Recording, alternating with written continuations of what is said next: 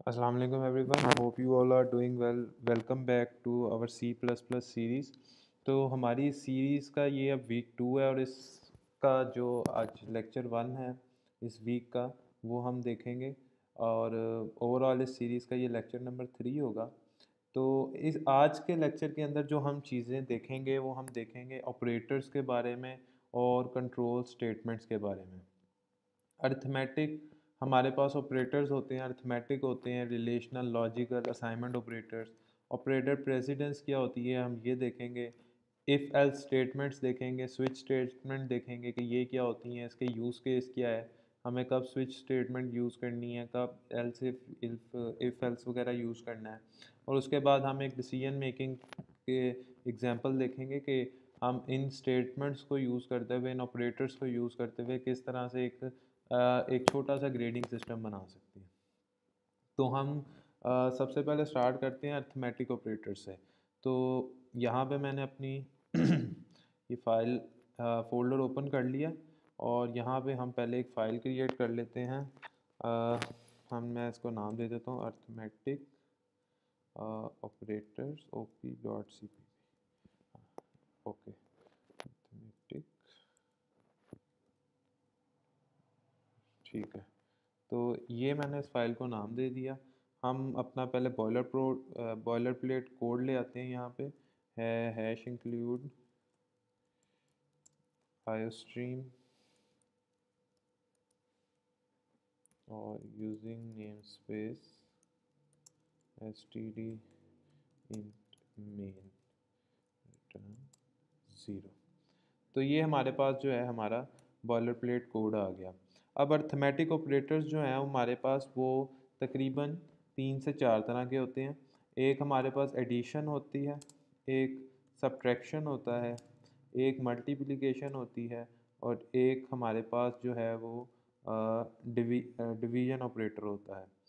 ठीक है, और एक हमारे पास मॉड्यूलस ऑपरेटर होता है जिसको परसेंटेज वाले साइन से हम रिप्रेजेंट करते हैं C++ में।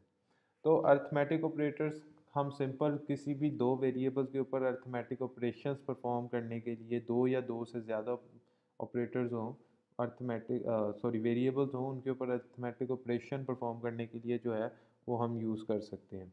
तो फॉर एग्ज़ाम्पल हम एग्जांपल्स देख लेते हैं कि हम हमारे पास दो वेरिएबल्स हैं। इंटीजर हम ले लेते हैं, इंटीजर ए, उसको मैं 10 असाइन कर देता हूँ वैल्यू, और एक मैं बी ले लेता हूँ जिसको मैं 90 असाइन कर देता हूँ। ठीक है, और हम देख लेते हैं कि ये इनका सम, इनका सब्ट्रैक्शन, मल्टीप्लिकेशन, डिवीजन और मॉड्यूलस वगैरह ये हम किस तरह से लेंगे। तो अगर मैं इंटीजर एक सम वेरिएबल बनाता हूँ और मैं ए प्लस बी, ये इसी तरह सब्ट्रैक्शन के लिए मैं सब का वेरिएबल बना लिया एक मैंने, और मैंने कह दिया जी ए माइनस बी, ए माइनस बी। इसी तरह मैंने एक और इंटीजर वेरिएबल बना लेता हूँ मल्टीप्लाई और ए इंटू बी। तो ये स्टेरिक का जो साइन है इससे हम मल्टीप्लिकेशन को रिप्रेजेंट करते हैं C++ में। इसी तरह डिवीजन को हम देख लें तो हम देख लेते हैं कि B by B divided by A कर लेते हैं हम। ठीक है, तो उससे भी हमारे पास जो इसका रिज़ल्ट आएगा वो इसमें स्टोर होता जाएगा। और इसी तरह हमारे पास इंटीजर हम देख लेते हैं मॉड बी मॉड ए, अगर हम लें तो क्या आता है। सो बेसिकली बी, ये मॉड्यूलस, ये ऑपरेटर क्या होता है मॉड ऑपरेटर, ये हमें इसका रिमाइंडर रिटर्न करेगा। हम इन सारी वैल्यूज़ को प्रिंट भी करवा लेते हैं, सी आउट सम और सम एंड सी आउट सब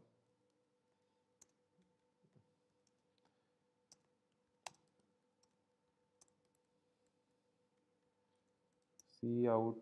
हम इसको मल्टीप्लाई को भी कर लेते हैं, मल्टीप्लाई।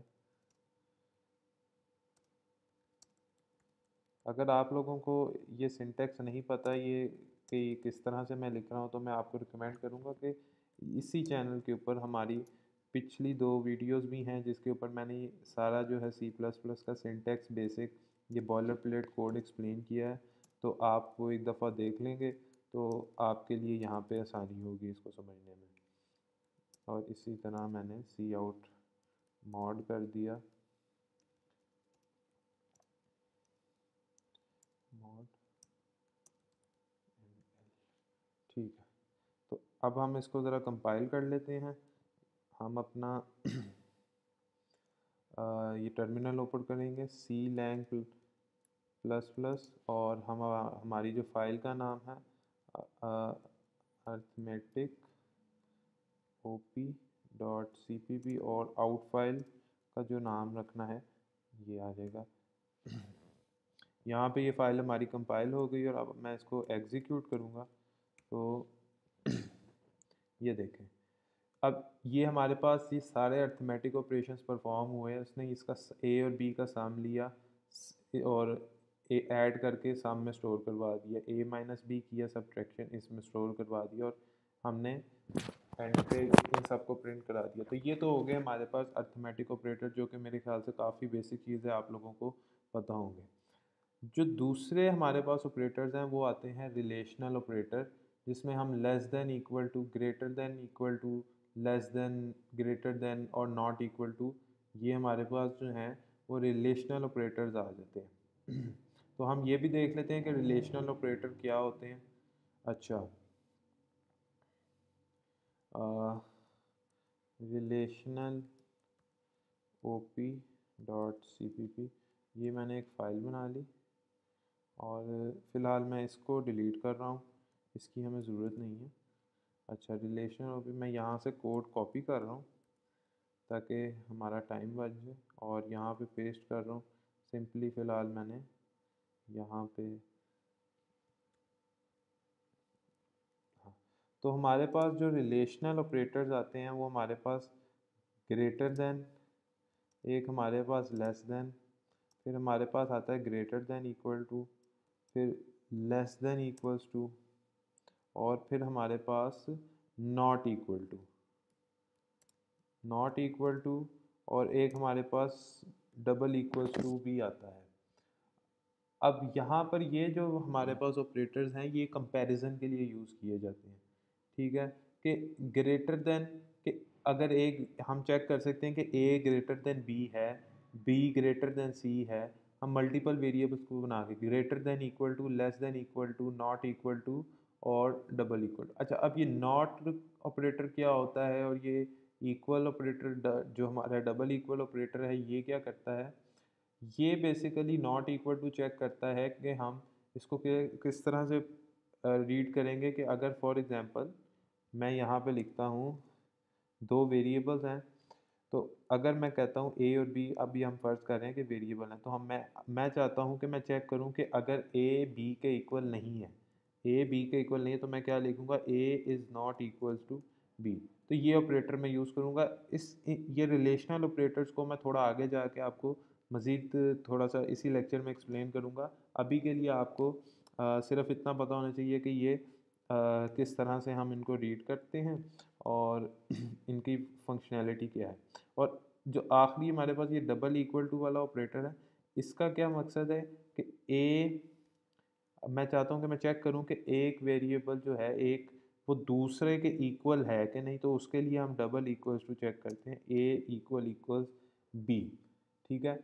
ये जो ऑपरेटर है, हम यहाँ पे a is equals to B नहीं कर सकते, a is equals to B is the assignment operator, और ये जो a double equals to B है ये हमारे पास उसका जो है वो हम चेक करते हैं कि a क्या वाकई ही b के इक्वल है कि नहीं। और इसके बाद हमारे पास जो हैं वो कुछ लॉजिकल ऑपरेटर्स आ जाते हैं। लॉजिकल ऑपरेटर्स में हमारे पास एंड और एंड नॉट ऑपरेटर होता है। तो हम यहाँ पे एक फ़ाइल बना लेते हैं, लॉजिकल ऑपरेटर्स.cpp। ये सारे ऑपरेटर्स आपको, जब मैं आगे आपको इनका यूज़ केस जब हमारे पास आएगा कि ये ऑपरेटर्स हम कहाँ यूज़ करते हैं, तो हम वो चेक करेंगे कि जैसे ही हम इफ़ एल्स यानी कि इफ़ एल्स और स्विच पढ़ेंगे तो वहाँ पे आपको इनका असल यूजेज नज़र आएगा कि ये ऑपरेटर्स यूज़ कहाँ होते हैं। तो रिलेशनल ऑपरेटर्स में आता हूँ मैं, सॉरी लॉजिकल, यहाँ से हम ज़रा इसका कोड फिर से कॉपी कर लें, लॉजिकल ऑपरेटर्स, और ये पेस्ट कर लिया मैंने। अच्छा, लॉजिकल ऑपरेटर्स हमारे पास तीन तरह के हैं। एंड, इसको हम M% से रिप्रेजेंट करते हैं, और एक हमारे पास ये एंड ऑपरेटर है, ठीक है। एक हमारे पास और ऑपरेटर होता है, उसको हम इस साइन से रिप्रेजेंट करते हैं। ये जो हमारे पास वर्टिकल बार्स होती हैं, ये सिंगल, और हमारे पास डबल डबल वर्टिकल बार जो है ये और ऑपरेटर होता है। और एक हमारे पास नॉट ऑपरेटर होता है, जिसको हम ये एक्सक्लेमेशन मार्क से रिप्रेजेंट करते हैं, ठीक है। तो नॉट ऑपरेटर बेसिकली क्या करता है, वो आपके जो वैल्यू होती है उसको रिवर्स कर देता है। फॉर एग्जांपल, अगर मैं यहाँ पे एक बूल वेरिएबल लूँ, bool B is equals to false, ठीक है। सी आउट अगर मैं करूँ नॉट बी एंड एल, तो ये मैंने इसके साथ जो है वो नॉट ऑपरेटर लगा दिया। अब वो क्या करेगा, ये फॉल्स है, अगर बी अगर फॉल्स है तो इसकी वैल्यू को टॉगल कर देगा, यानी अगर ये फॉल्स है तो ये इसको ट्रू कर देगा। हम इसको ज़रा कंपाइल करके भी देख लेते हैं। इस कोड को हम रन कर लेते हैं ज़रा, और यहाँ पे मैं फ़ाइल का नाम सिर्फ चेंज कर देता हूँ, logical OP, logical OP dot CPP। और यहाँ पे इसने हमें क्या एरर दिया है, undefined symbols for architecture. I think ये कंपाइलर का कोई एरर है, linker command failed with code. Let's me see कि ये क्या इशू आ रहा है। Undefined symbol for architecture, main reference implicit. एक हम इसको ज़रा दोबारा कंपाइल कर लेते हैं, मेरे ख्याल से इसके अंदर कोई मैंने मिस्टेक की है। Logical OP dot CPP dash out logical, okay, let me see के इसके अंदर क्या इशू है। ओके स्टूडेंट्स, तो यहाँ पे हमने जो है उस फाइल को बेसिकली सेव नहीं किया था, मेरे से भी मिस्टेक हो गई। तो इस फाइल को हमने सेव अप किया तो वो उस वजह से कंपाइल नहीं कर रहा था। तो इसको देखें, हमने सेव किया फाइल को, और यहाँ पे हमने नॉट साइन हम अपना दोबारा लगा दें, कमांड एस किया, और इसको मैंने सेव करके अभी मैं इसको कंपाइल करूँगा, तो ये देखें ये कंपाइल होगी। तो अब हम ज़रा इसको देखेंगे कि ये नॉट ऑपरेटर जो है वो किस तरह काम करता है। तो देखें, ये जैसे ही मैंने इस फाइल को रन किया तो इसने मुझे 1 रिटर्न किया। अब ये 1, मैंने आपको, अगर आपने पिछले लेक्चर देखे हो तो मैंने आपको बताया था कि 0 is false and 1 is true. तो इसने बेसिकली बूल बी, इसने इसकी वैल्यू 0 ली, ठीक है, यानी बी जो है फॉल्स है, तो इसका मतलब क्या है कि वो ज़ीरो है। और जब मैंने उसको नॉट बी किया तो उसने क्या किया, उसकी वैल्यू को टॉगल कर दिया, कि यानी कि अगर वो फॉल्स था तो उसको ट्रू कर दिया, ठीक है। तो ये इस तरह से जो है हमारे पास एंड नॉट ऑपरेटर वर्क करता है। एंड और जो ऑपरेटर है हमारे पास, इसकी एग्जांपल्स मैं आपको अभी नेक्स्ट पार्ट में समझाता हूँ कि ये किस तरह से हम इनको यूज़ करेंगे विद ये हमारे रिलेशनल ऑपरेटर्स जो हैं, और ये भी हम देखेंगे कि ये इसमें किस तरह से जो है वो यूज़ होते हैं, ठीक है। तो नेक्स्ट जो हमारे पास चीज़ होगी वो इसमें है जी assignment operator. So basically assignment operator की आपका जो सिंगल इक्वल टू साइन है, जो मैंने अभी आपको पहले भी बताया, ये हमारा असाइनमेंट ऑपरेटर होता है कि ए एक वेरिएबल है, आपने उसको कोई वैल्यू असाइन करनी है, तो हम उसको सिंगल इक्वल टू के साथ असाइन करेंगे। इसलिए मैंने आपको कहा था कि आपने जब भी वैल्यू को कंपेयर करना है, दो वेरिएबल्स की वैल्यू को कंपेयर करना है, तो आपने डबल इक्वल टू के साथ करना है, सिंगल इक्वल टू के साथ आपने उसको कंपेयर नहीं करना, क्योंकि सिंगल इक्वल जो है वो एक असाइनमेंट ऑपरेटर है, ठीक है। और अच्छा, अब हम जो है आगे चलते हैं और हम देखते हैं कि ऑपरेटर प्रेसिडेंस क्या होती है। तो ऑपरेटर प्रेसिडेंस क्या है, सिंपली कि फॉर एग्ज़ाम्पल हम इसी फाइल को जो अर्थमेटिक वाली हमारे पास फाइल है हम इसको थोड़ा सा चेंज करते हैं। हम कहते हैं अगर मैं एक वेरिएबल ले लेता हूँ इंटीजर डी और मैं कहता हूँ 5 प्लस 10 इंटू 5, तो अब आप लोग गैस करें कि इसकी आउटपुट क्या होगी। अगर मैंने ये इस तरह से लिखा है तो इसकी आउटपुट क्या होगी। हिंट में आपको ये दे देता हूँ कि ऑपरेटर प्रेसिडेंस जो है वो मल्टीप्लिकेशन की एडिशन से ज़्यादा होती है। ठीक है, तो अब आपको गैस कर लेना चाहिए कि लाइक अगर इसकी प्रेसिडेंस ज़्यादा है तो ये पहले मल्टीप्लिकेशन परफॉर्म करेगा, मल्टीप्लिकेशन परफॉर्म करने के बाद वो एडिशन परफॉर्म करेगा। तो अगर मैं यहाँ पे इसकी वैल्यू को प्रिंट करूँ, अगर मैं इसकी वैल्यू को यहाँ प्रिंट करूँ तो ये देखें,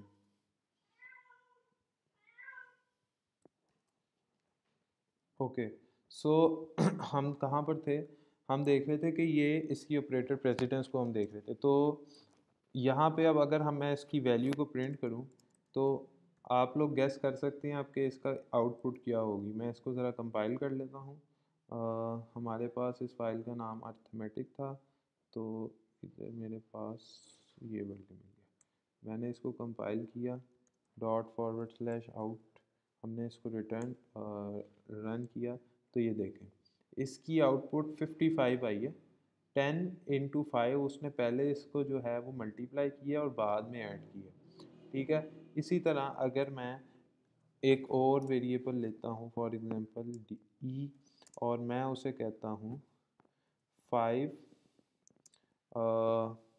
divided by 2 and multiplied by 20।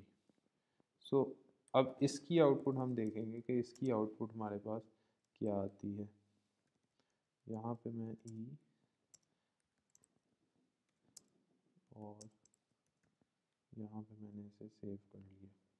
ठीक है, स्क्रीन को हम क्लियर कर लेते हैं और इसको मैं दोबारा कंपाइल करता हूँ और इसको हम रन करते हैं। तो देखें ई की हमारे पास जो है वो क्या आई है वैल्यू, वो हमारे पास 40 आई है। अब वही बात आ गई कि ऑपरेटर प्रेसिडेंस की वजह से जो है हमारे पास वैल्यू जो हम सोच रहे होते हैं उस तरह से नहीं आती। फॉर एग्ज़ाम्पल यहाँ पे अब डिवीज़न क्या है, डिवीज़न में उसने क्या किया कि डिवीज़न की प्रेसिडेंस मल्टीप्लिकेशन से ज़्यादा है। ठीक है, तो अब क्या होगा, वो 5 को डिवाइड किया उसने 2 पे, तो जब हम 5 को 2 पे डिवाइड करते हैं तो हमारे पास आंसर 2.5 आता है। लेकिन अब उसने 2.5 तो हमारे पास आंसर आया, लेकिन हम इंटीजर्स में डील कर रहे हैं इस वक्त। ठीक है, तो उसने इस 0.5 को डिस्कार्ड कर दिया और उसने सिर्फ जो है उसकी जो इंटीजर वैल्यू है उसको कंसिडर किया, फ्लोटिंग पॉइंट वैल्यू को उसने डिस्कार्ड कर दिया। तो हमारे पास 5 डिवाइडेड बाई 2 उसने पहले किया तो हमारे पास 2 आंसर आया और फिर उसने उसको मल्टीप्लाई किया 20 से तो हमारे पास आंसर आ गया 40। ठीक है, अब इसी तरह अगर हम ऑपरेटर प्रेसिडेंस मज़ीद इसको देखें कि हम ऑपरेटर की प्रेसिडेंस को ख़ुद से किस तरह चेंज कर सकते हैं, तो उसका एक तरीका ये होता है कि आप ब्रैकेट्स का यूज़ करते हुए, पैरेंथेसिस का यूज़ करते हुए जो है वो राउंड ब्रैकेट्स का बेसिकली मैं बात कर रहा हूँ, उनको यूज़ करते हुए ऑपरेटर प्रेसिडेंस चेंज कर सकते हैं। तो जो चीज़ ब्रैकेट में होगी वो पहले एग्जीक्यूट होगी। फॉर एग्जांपल अगर मैं इसी ई को दोबारा से अगर मैं इस तरह से लिख दूँ, अगर मैं इसको इस तरह से लिख दूँ तो अब आप इसकी जो है वो आउटपुट चेक करिएगा। इसको हम ज़रा कंपाइल करते हैं और इसको एग्जीक्यूट करते हैं। तो अब देखें ई की वैल्यू हमारे पास 0 हो गई। सेम एक्सप्रेशन था, सिर्फ मैंने क्या किया, ऑपरेटर की प्रेसिडेंस को चेंज किया। क्या किया उसने कि अब जो ब्रैकेट में लिखा हुआ है वो उसको पहले एग्जीक्यूट करेगा, उसको ज़्यादा प्रेफरेंस देगा यहाँ पे। तो अब हमारे पास आउटपुट जो आई वो उसने इसको पहले मल्टीप्लाई किया 40 से, 2 इंटू 20 किया और उसके बाद 5 डिवाइडेड बाई 40 किया। तो 5 डिवाइडेड बाई 40 हमारे पास समथिंग 0 पॉइंट समथिंग कुछ आ रहा होगा, लेकिन फिर से वही बात कि हम इंटीजर्स में डील कर रहे हैं तो उसने फ्लोटिंग पॉइंट वैल्यू को डिस्कार्ड कर देना, उसने सिर्फ इंटीजर को देखना है। ठीक है, तो हमारे पास वो क्या आ गया, 0 आ गया। ठीक है, तो ये ऑपरेटर प्रेसिडेंस भी हो गई यहाँ पे हमारी। अब हम ज़रा इफ़ एल्स की तरफ मूव करते हैं ताकि हमारे पास ये जो हमारे रिलेशनल और हमारे जो लॉजिकल ऑपरेटर्स हैं वो भी हमें क्लियर हो जाए। तो लेट्स हम जो है इसको शुरू करते हैं। यहाँ पे मैं एक न्यू फाइल बना लेता हूँ, इफ़ एल्स .cpp, और यहाँ पे मैं अपना बॉयलरप्लेट कोड लिख देता हूँ फॉर तो right C++ boiler plate code. तो ये बेसिकली जो है इसका भी मैं आपको ओवरव्यू देता चलूँ कि अगर आप VS कोड यूज़ कर रहे हैं तो यहाँ पे आपको को पायलट की एसएस जो है वो मिल जाती है। तो आप यहाँ पे जो है AI से भी वो जनरेट करवा सकते हैं बॉयलर प्लेट कोड, ना के बार बार जो है हम वो ख़ुद से इसको लिखें। तो ये देखें, उसने मेरे लिए कोड लिख दिया और मैंने इसको एक्सेप्ट कर लिया। तो यहाँ पे सिंपली ये है कि आपका टाइम बच जाएगा इससे। लेकिन मैं आपको रिकमेंड करूँगा कि जब तक आपको सिंटेक्स वगैरह इसके ऊपर थोड़ी सी ग्रिप नहीं होती तो आप इस चीज़ को अवॉइड करें। अच्छा, अब हम जो हमारे अब नई नेक्स्ट चीज़ है वो if else and else if statements हैं। ठीक है, तो इफ़ एल्स स्टेटमेंट क्या है कि ये बेसिकली लॉजिकल स्टेटमेंट्स होती हैं, आपके लॉजिकल ब्लॉक्स होते हैं जिनको आप किसी कंडीशन की बेस पे एग्जीक्यूट करते हो। मैं दोबारा रिपीट करता हूँ कि ये आपके पीस ऑफ कोड होता है या कुछ लाइंस ऑफ कोड होती हैं जो आप कहते हो कि कोई पर्टिकुलर कंडीशन जो है वो हमारे पास अचीव हो तो ही वो कोड रन करे। तो इसका जो सिंटेक्स होता है वो हम पहले इसका सिंटेक्स देख लेते हैं कि सिंटेक्स क्या होता है। तो हम इफ़ लिखते हैं, इफ़, बल्कि हम कमेंट्स में नहीं, हम डायरेक्टली इस पे देख लेते हैं कि इफ़, यहाँ पे इफ़ हमारे पास आएगा और इफ़ के अंदर जो है हम यहाँ पर जो है अपनी कंडीशन लिखते हैं। हम यहाँ पर अपनी कंडीशन लिखते हैं इसके अंदर। तो फॉर एग्ज़ाम्पल अगर मैं अपनी कंडीशन लिखूँ कि इफ़ 2 इज़ ग्रेटर देन 3, कि अगर 2 3 से बड़ा है तो क्या करे, तो ये जो कोड लिखा हुआ है इसके अंदर ये एग्जीक्यूट कर दे। मैं उसे कहता हूँ सी आउट 2 इज़ ग्रेटर देन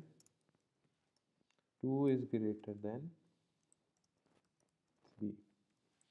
ठीक है, तो यहाँ पे अब वो क्या करेगा, वो आएगा और वो पहले इस इफ़ कंडीशन के अंदर देखेगा कि क्या लिखा हुआ है। अगर ये चीज़ ट्रू है, इफ़ जो इसके अंदर कंडीशन लिखी है वो ट्रू है, तो ये कोड ब्लॉक ऑफ कोड जो है वो एग्जीक्यूट हो जाएगा। और अगर नहीं है तो दूसरा जो है इसका दूसरे केस में हमने क्या करना है, उसको हम एल्स स्टेटमेंट में लिखते हैं। तो आप खाली इफ़ स्टेटमेंट भी लिख सकते हैं और इफ़ एल्स को इकट्ठा भी लिख सकते हैं।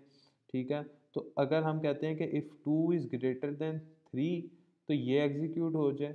अगर ये 2 ग्रेटर देन 3 नहीं है तो एल्स क्या होगा, C out 2 is either less than और इक्वल टू 3। ठीक है, 2 इज़ आइदर लेस देन और इक्वल टू 3।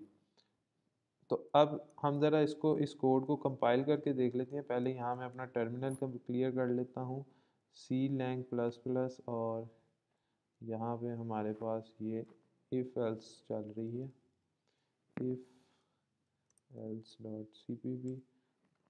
ये हमारा कोड कंपाइल हुआ और मैंने इसको एग्जीक्यूट किया। तो देखें उसने क्या किया, उसने चेक किया कि इफ़ 2 ग्रेटर देन 3 है, नहीं है, तो ये कंडीशन हमारे पास जो इसके अंदर लिखी थी ये फॉल्स हो गई। ठीक है, और वो एल्स ब्लॉक में आ गया, बजाय कि ये इफ़ के अंदर जाता है इस कोड को एग्जीक्यूट करता, उसने इस कोड को एग्जीक्यूट किया। ठीक है, तो अब हम ज़रा अगर अपने रिलेशनल ऑपरेटर्स को देखें कि ग्रेटर देन, लेस देन, इनका इस्तेमाल कहाँ होता है, ग्रेटर देन, इक्वल देन, तो इनका जो ज़्यादातर इस्तेमाल है ये हमारे पास कंडीशनल स्टेटमेंट्स में होता है। इफ एल्स बेसिकली एक कंडीशनल स्टेटमेंट है। If else is a conditional statement. तो ये इसका सिंटैक्स होता है। इसी तरह अगर हम एल्स इफ को देखें कि एल्स इफ स्टेटमेंट क्या है, अभी तो हमारे पास हमने देखा कि इफ़ है कि अगर इफ़ ये कंडीशन ट्रू है तो ये चल जाए, नहीं तो ये चल जाए। लेकिन अगर क्या कि हम मल्टीपल कंडीशंस को चेक करना चाहते हैं, फॉर एग्जांपल मैं यहाँ पे 3 वेरिएबल बना लेता हूँ, integer a is equals to 10, b is equals to 20 and c is equals to 30। और मैं यहाँ लिखता हूँ if a is greater than b, ठीक है, तो इसके अंदर जो कोड लिखा है वो एग्जीक्यूट हो जाए। नहीं तो मैं चेक करना चाहता हूँ कि else if b is greater then c, तो ये क्या एग्जीक्यूट हो जाए। एल्स इफ मैं यहाँ पे चेक करना चाहता हूँ कि a is greater than b and b is greater then c, ये हो जाए एग्जीक्यूट, वरना एल्स ये पीस ऑफ कोड एग्जीक्यूट हो जाए। तो अब यहाँ पर आप देखें कि हमारा एल्स इफ का मकसद बेसिकली क्या होता है कि हम एक से ज़्यादा कंडीशंस को चेक कर सकते हैं। लेकिन इसके अंदर फिर क्या होगा कि अगर हमारे पास इफ़ स्टेटमेंट ट्रू हो जाती है तो ये एल्स इफ को नहीं चेक करेगा, ये किसी भी एल्स इफ में नहीं जाएगा, ये सिर्फ इसको एग्जीक्यूट करेगा और फिर एल्स से आगे जो कोड लिखा होगा उसको एग्जीक्यूट करेगा। एल्स के ब्लॉक के अंदर वाला कोड जो है वो एग्जीक्यूट नहीं होगा, ठीक है। तो ये हमारा जो है इफ़ का एल्स इफ का जो है वो यूज़ केस आ जाता है। और यहाँ पे अब आप देखें कि हमने रिलेशनल ऑपरेटर को और लॉजिकल ऑपरेटर को मिला के यूज़ किया है यहाँ पे, कि हम कह रहे हैं कि a is greater than b, a b से बड़ा हो and b is greater then c, और b भी c से बड़ा हो। यानी एंड ऑपरेटर का काम क्या होता है कि एंड ऑपरेटर कहता है कि दोनों कंडीशंस ट्रू होंगी तो ये इसमें जाएगा, अगर एक भी कंडीशन फॉल्स हो जाती है तो ये स्टेटमेंट के अंदर नहीं जाएगा। इसी तरह अगर हम और ऑपरेटर को देखेंगे तो और ऑपरेटर क्या है कि दोनों में से कोई एक कंडीशन ट्रू हो, कि if a is greater than b और b is greater then c, यानी कोई एक कंडीशन ट्रू हो गई तो ये इस पीस ऑफ कोड के अंदर यहाँ पे चला जाएगा और यहाँ पे जो भी कोड लिखा होगा ये उसको एग्जीक्यूट कर देगा। इसी तरह हमारे पास नॉट ऑपरेटर आता है, और नॉट ऑपरेटर को मैंने आपको बता दिया था, लेकिन यहाँ पे हमारे पास रिलेशनल ऑपरेटर्स में नॉट इक्वल्स टू और ये डबल इक्वल ऑपरेटर भी है, ये मैं आपको यहाँ पे एक्सप्लेन कर देता हूँ। तो फॉर एग्जांपल इसको हम कमेंट कर लेते हैं थोड़ी देर के लिए। हम दोबारा से, हमारे पास ये वेरिएबल्स हैं तो हम इन्हीं के साथ कंटिन्यू करते हैं। मैं कहता हूँ कि इफ़ यहाँ पे मैं एक C और एक D भी जो है 20 मैं उसको लिख लेता हूँ। तो अब अगर मैं चेक करूँ कि इफ़ A इक्वल्स D, तो मैं क्या चेक कर रहा हूँ, मैं चेक कर रहा हूँ कि क्या A D के इक्वल है तो ये वाला कोड एग्जीक्यूट कर दो, C out A is equal to D, ठीक है। नहीं तो एल्स इफ क्या चेक करो कि B इक्वल्स D, क्या B D के इक्वल है तो ये कोड एग्जीक्यूट कर दो, B is equal to D। Else में आके हम जो है वो उसको कह देते हैं, एल्स में क्या कर दे, neither A is equals to D not B is equals to D, ठीक है। तो हम यहाँ लिख देते हैं C out neither A is equals to D nor B। तो अब वो क्या करेगा कि ये हमारे पास यहाँ पे जो ऑपरेटर है डबल इक्वल्स टू का, वो उसकी वैल्यू को कंपेयर करेगा। बेसिकली ये कंपैरिजन ऑपरेटर है कि इसकी वैल्यू को कंपेयर कर रहा है, ठीक है। तो अब जब मैं इसको एग्जीक्यूट करूँगा, इसी फाइल को हम ज़रा दोबारा से एग्जीक्यूट कर लेते हैं, कंपाइल करते हैं पहले और फिर एग्जीक्यूट करते हैं। तो ये देखें, तो वो क्या कह रहा है, B is equal to D, ठीक है, b is equals to D, क्योंकि हमने उसने आके पहले चेक किया कि इफ a इक्वल्स डी है, नहीं है, कंडीशन फॉल्स हो गई। नेक्स्ट आया एल, सिर्फ देखा, अगली कंडीशन चेक करेगा, b इक्वल्स डी है, b इक्वल्स टू डी है, तो बिल्कुल कंपैरिजन हम यहाँ पे देख सकते हैं कि b की वैल्यू भी 20 है, d की वैल्यू भी 20 है, तो उसने क्या कह दिया, b is equal to D, और फिर वो यहाँ से बाहर आ गया और उसने रिटर्न 0 कर दिया, ना कि उसने ये एल्स वाला कोड एग्जीक्यूट किया। अच्छा, इफ एल्स स्टेटमेंट में बाय डिफ़ॉल्ट जो है, अगर हम ये कर्ली ब्रेसेस नहीं लगाते जो हम यूज़ कर रहे थे, तो ये बाय डिफ़ॉल्ट पहली एक लाइन को जो है वो रीड करता है। तो फॉर एग्जांपल अभी देखें, जैसे कि यहाँ मैंने कोड कंडीशन लिखी और उसके बाद मैंने कर्ली ब्रेसेस नहीं डाले, डायरेक्ट जो है मैंने जो कोड एग्जीक्यूट करना था वो लिख दिया, क्योंकि वो सिंगल लाइन का कोड था, मैंने सिर्फ प्रिंट करना था, तो इसके लिए मुझे कर्ली ब्रेसेस की ज़रूरत नहीं है, वो बाय डिफ़ॉल्ट जो है वो एक लाइन को रीड करेगा। इसी तरह एल्स इफ भी और एल्स के साथ भी यही केस यही होता है। अच्छा, स्विच स्टेटमेंट को हम देख लेते हैं कि अब स्विच स्टेटमेंट क्या होती है हमारे पास। तो हमने यहाँ पे देखा कि हमारे पास मल्टीपल वेरिएबल्स हैं और हम उनके दरमियान मल्टीपल तरीके से कंपैरिजन करवाना चाह रहे हैं, तो तब हम एल्स इफ या इफ एल्स को इन स्टेटमेंट्स को यूज़ करते हैं। लेकिन अगर हमारे पास एक वेरिएबल है, हमारे पास एक वेरिएबल है और हम उसकी बेस पे डिसाइड कर, उसकी डिफरेंट वैल्यूज़ की बेस पे हम डिसाइड करना चाह रहे हैं कि क्या कोड रन हो, तो हम उस केस में स्विच केस यूज़ करते हैं।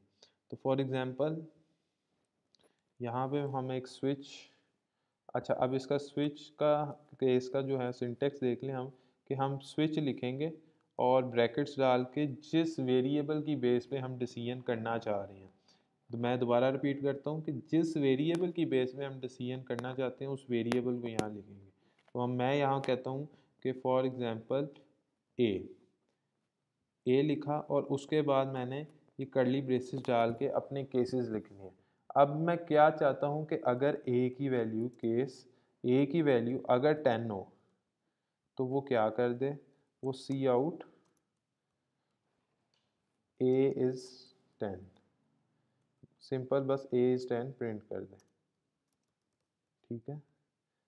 और इसके बाद जो है हर केस के बाद ब्रेक स्टेटमेंट लाजमी होती है। ब्रेक स्टेटमेंट क्या होती है, ये बेसिकली एक रिजर्व स्टेटमेंट है, या आप कह लें कि कीवर्ड है सी प्लस प्लस के अंदर, जो कि इस कोड को एग्जीक्यूट करने के बाद इस स्टेटमेंट को यहाँ से ब्रेक कर देगा, स्विच से बाहर लाने के लिए इसको है, क्योंकि हमने ए की जो है ए की वैल्यू के अगेंस्ट उसको कंपेयर करना है।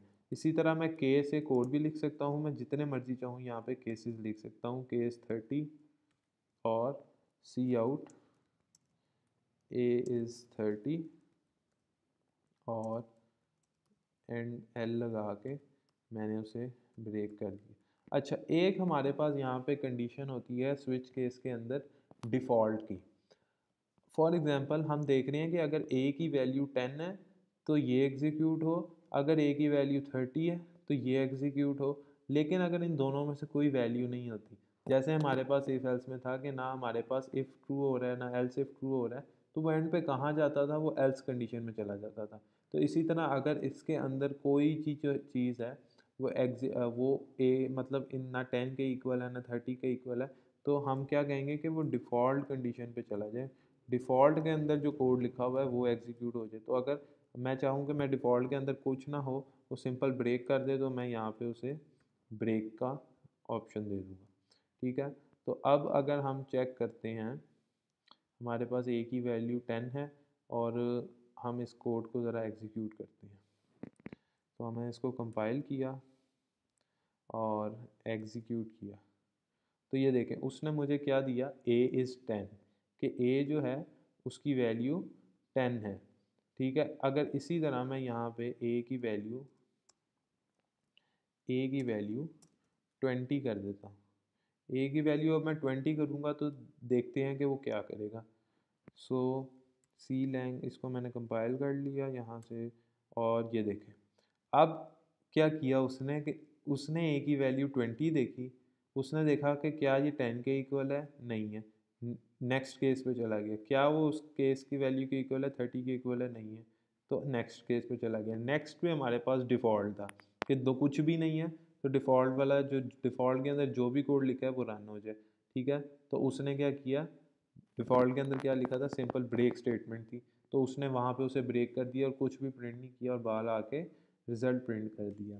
तो ये हमारी जो है वो स्विच केस जो है वो इस तरह से वर्क करते हैं। और अगर हम देखें, अगर हम इसमें देखें कि अगर हम ब्रेक स्टेटमेंट नहीं लगाते किसी भी केस के अंदर, तो क्या होता है हमारे पास।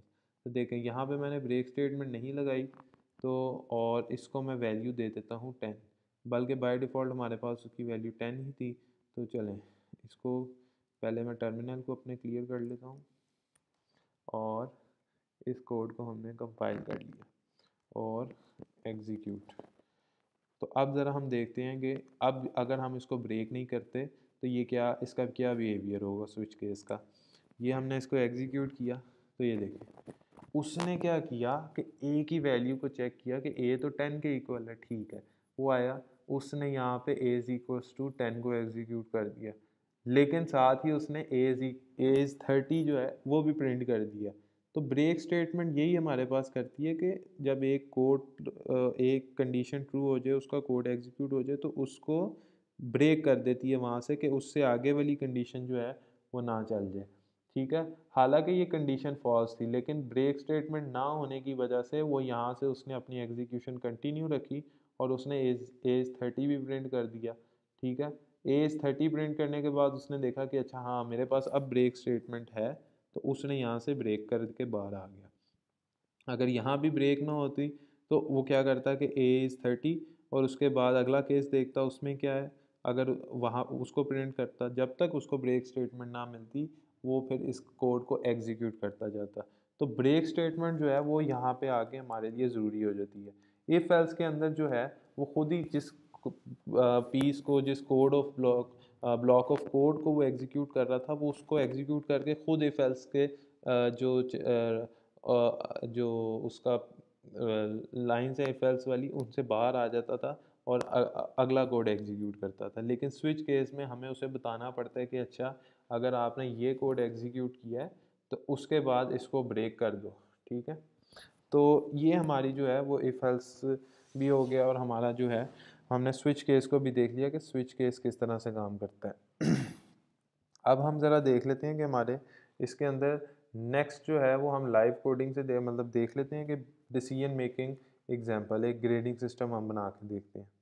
तो एक मैं नई फाइल बना लेता हूँ यहाँ पे, C++ की ग्रेडिंग सिस्टम .cpp।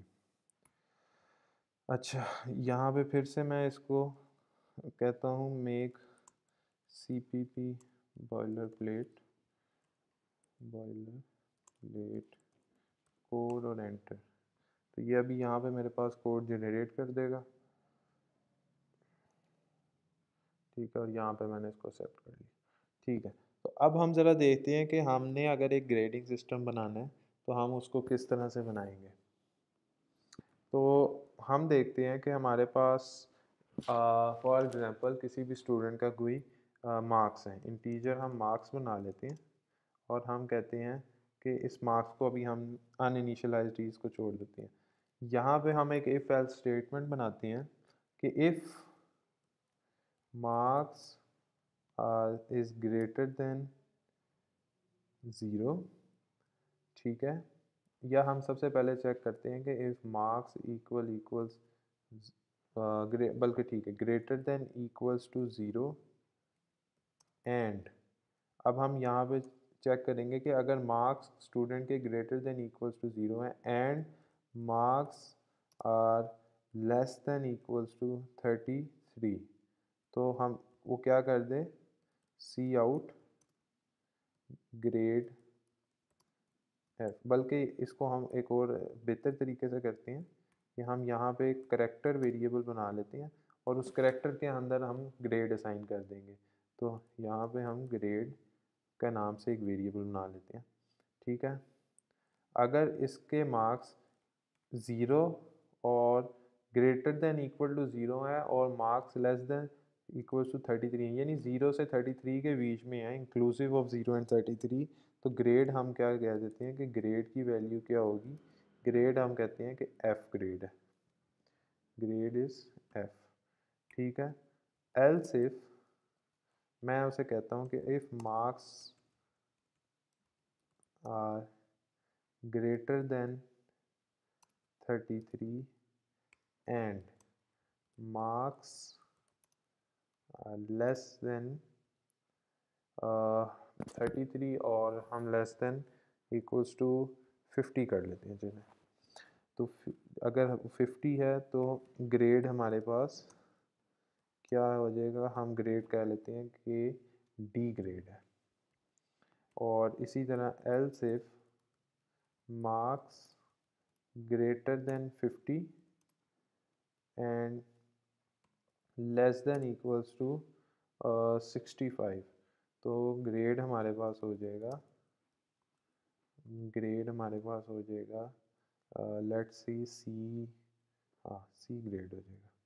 और इसी तरह यहाँ पे आप कुछ भी ग्रेड लग सकते हैं, मैं सिर्फ आपको ये डिमॉन्स्ट्रेट करके दिखा रहा हूँ कि ये एल्स इफ का हम किस तरह से यूज़ कर सकते हैं। और एल्स इफ हम कह लेते हैं मार्क्स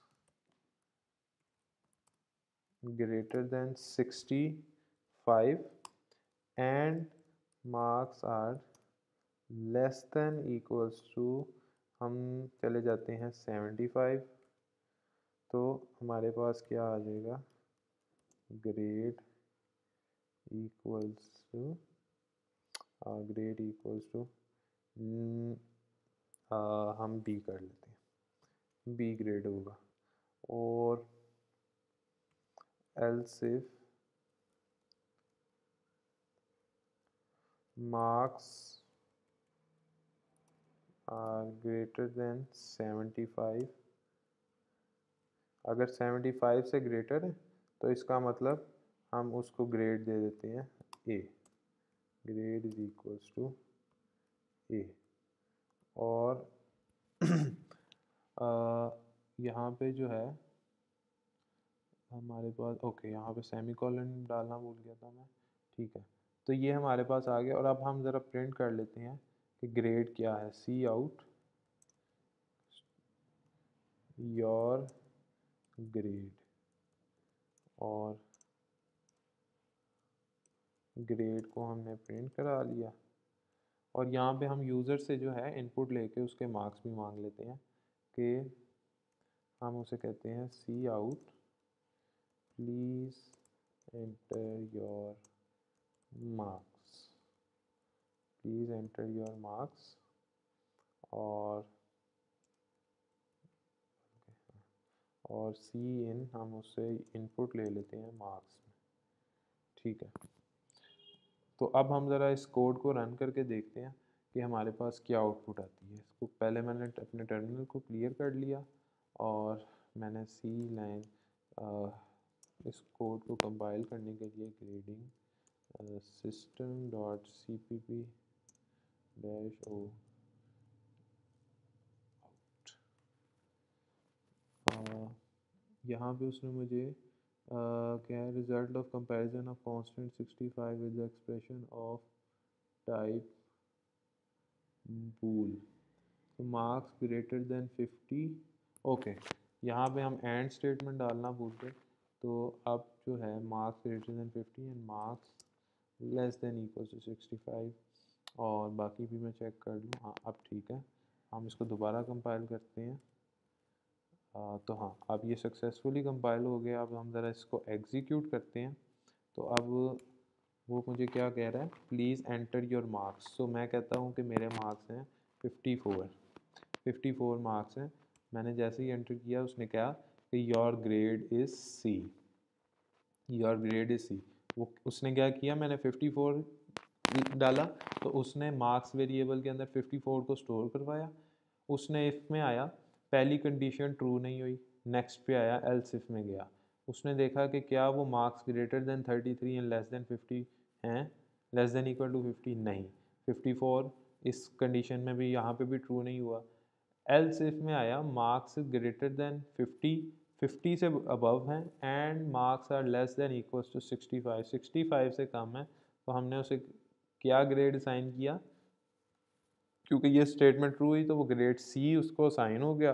और फिर यहाँ से ये खुद ही एग्ज़िट हो जाएगा और सी आउट उसने आप ग्रेड जो है वो यहाँ आके प्रिंट कर दिया। ठीक है।